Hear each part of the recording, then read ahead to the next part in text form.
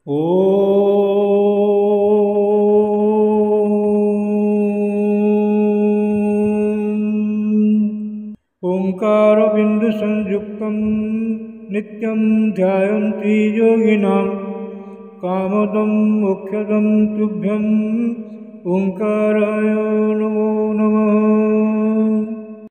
गुरु ब्रह्मा गुरुर्विष्णु गुरुदेव महेश्वर गुरु साक्षात् परं ब्रह्म तस्मै श्री गुरवे नमः।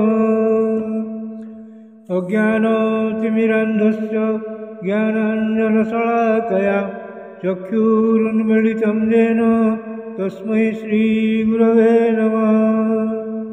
अखण्डमण्डलाकारं व्याप्तं येन चराचरं तत्पदं दर्शितं येन तस्मै श्री गुरवे नमः। ध्यानमूलं गुरोर्मूर्तिः पूजामूलं गुरोर्पदं मंत्रमूलं गुरोर्वाक्यं मोक्षमूलं गुरोर्कृपा।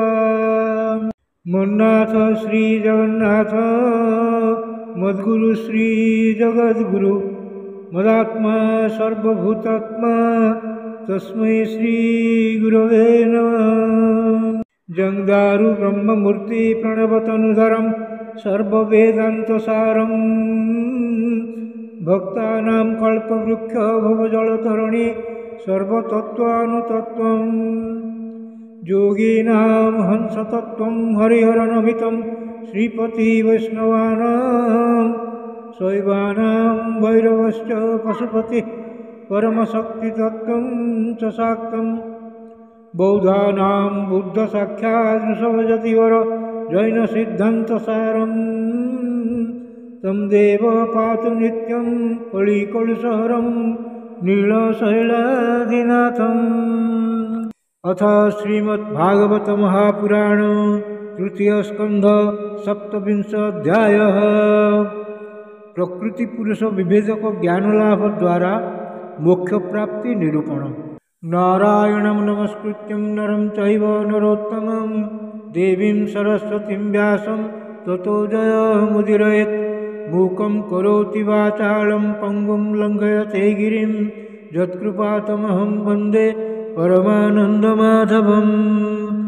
निगमकल्पतरोर्गलितं फलं सुखमुखातमृतं द्रवसंयुतं पिबतं भागवतं रसमालयं मुहुर्मुहुः रसिका भुवि भावुकाः। श्रीभगवानुवाच प्रकृतिस्थोऽपि पुरुषो नाज्यते प्रकृतैर्गुणैः अविकारात् अकर्तृत्वात् निर्गुणत्वात् चलार्कवात्। स एष जर्हि प्रकृतेर्गुणेष्वभिविसज्जते अहं क्रिया विमूढात्मा कर्तास्मीत्यभिमन्यते। तेन संसारपदवीम् अवशोभ्येत्यनिर्वृतः प्रासंगिकैः कर्मदोषैः सदसन्मिश्रजोनिषु। अर्थे ह्यविद्यमानेऽपि संश्रुतिर्न निवर्तते ध्यायतो विषयान्नस्य स्वप्नेनर्थागमो यथा। अत एव शनैश्चित्तं प्रसक्तं असतां पथि भक्तियोगेन तीव्रेण विरक्त्या च नयेद्वशम्। जमादिभिर्योगपथैरभ्यसन् श्रद्धयान्वितः मयि भावेन सत्येन मत्कथा श्रवणेन च सर्वभूतसमत्वेन निर्वैरेण प्रसङ्गतः ब्रह्मचर्येण मौनेन स्वधर्मेण बलीयसा। जश्रूयोपलब्धेन सन्तुष्टो मितभङ्गुमुनि विविक्तशरणः शान्तो मैत्रः करुणात्मवान्। सानुबन्धे च देहेऽस्मिन् न कुर्वत् न सदाग्रहम् ज्ञानेन दृष्टतत्त्वेन प्रकृते पुरुषस्य च निवृत्त बुद्ध्यवस्थानो दूरीभूतान्यदर्शन उपलभ्यात्मनात्मानं च चक्षुषे वार्कमात्मद्रोक् मुक्तलिंग सदा भासं वसति प्रतिपद्यते सतो बन्धुं असच्चक्षु सर्वानुश्रुतमद्वयम् यथा जलस्थ आभास स्थलस्तेन दृश्यते स्वाभासेन तथा सूर्यो जलस्तेन दिवि स्थितः एवं त्रिवृदहंकारो भूतेन्द्रिय मनोमयि स्वाभासैर्लक्षितोनेन सदाभासेन सत्यद्रोक् भूतसूक्ष्मेन्द्रिय मनो बुद्ध्यादि स्वीयनिद्रया लीनेष्व सतिरस्तत्र विनिद्रो निरहङ्क्रियः मन्यमानो त्वदात्मानं मनस्तो नष्टभन्मृषा नष्टेऽहङ्करणे द्रष्टा नष्टवित्त इवातुरः एवं प्रत्यभिमृश्य सा आवात्मनां प्रतिपद्यते साहंकारस्य द्रव्यस्य जो अवस्थानमनुग्रह देवहूतिरुवाच पुरुषं प्रकृतिब्रह्मन् विमुञ्चति करिचित् अनन्योपाश्रयत्वाच्च नित्यत्वादनयो प्रभो यथा गन्धस्य भूमेश्च न भावो व्यतिरेकतः अपां रसस्य च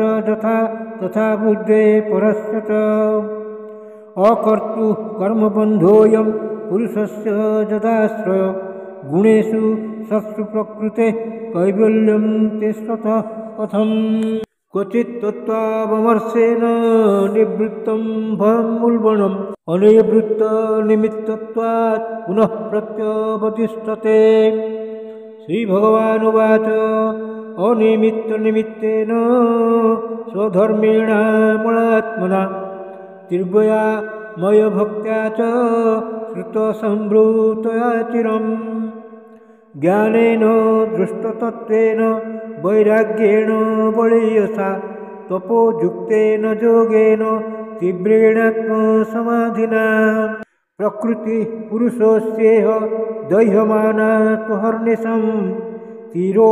भवत्रिशनकैरग्नेयोनिर्निवारणिः भुक्तभोगा परित्यक्ता दृष्टदोषा च नित्यश नेष्यरस्याहुस्वाशुभं धत्ते स्वे महिम्नि स्थितस्य च यथा ह्यः प्रतिबुद्धस्य प्रस्वापो वहनर्थभूत् स एव प्रतिबुद्धस्य न वै मोहाय कल्पते एवं विदिततत्त्वस्य प्रकृतिर्महिमानसं जुञ्जतो नापकुरुत आत्मारामस्य कर्हिचित् यदैव मध्यात्मरतः कालेन बहुजन्मना सर्वत्र जातवैराग्य आब्रह्म भुवनान् मुनिः मद्भक्त प्रतिवृद्धार्थो मत्प्रसादेन भूयसा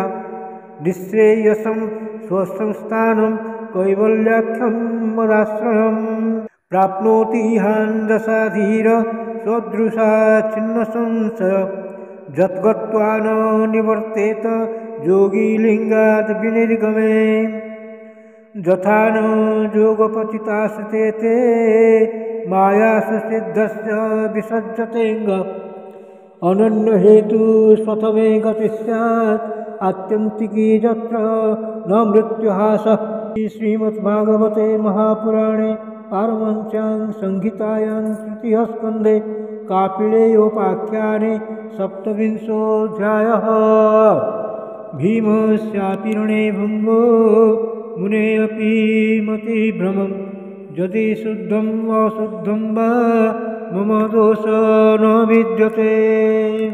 श्रीकृष्णार्पणमस्तु श्रीकृष्णार्पणमस्तु श्रीकृष्णार्पणमस्तु।